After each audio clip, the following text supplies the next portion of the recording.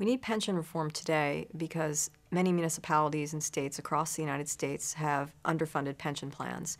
And that stems from an accounting error in how they're calculating their liabilities.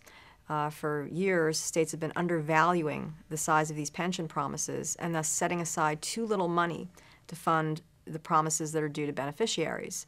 So states have to correct that error, and they have to set aside enough funds today to ensure that these pension promises will be paid out.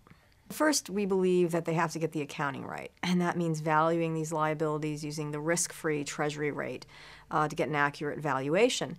It also means that's going to increase the amount of money they need to set aside today to fund the promise.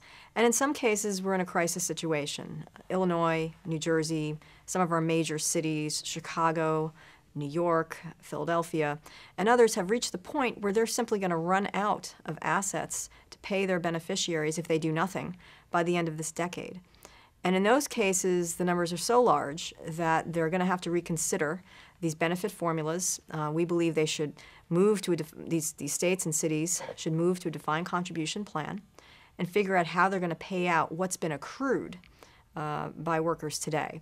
But that is going to mean adjustments to the pension formulas, including reconsidering cost of living adjustments and some of the portions of the benefit formula going forward. Every single day, these pension systems are taking on greater and greater obligations, and when you look at the numbers, you realize that there's almost an impossibility of paying them out in many cases.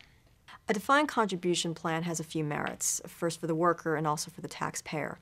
A defined benefit plan essentially puts the risk on the taxpayer, and that's what we're looking at today, is that the risk of underfunding is being shifted to the taxpayer.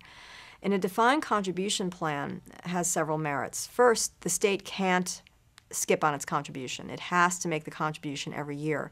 We find in defined benefit plans, states and cities have skipped on their contributions because they can through the accounting. So they have to make the promise good in that year.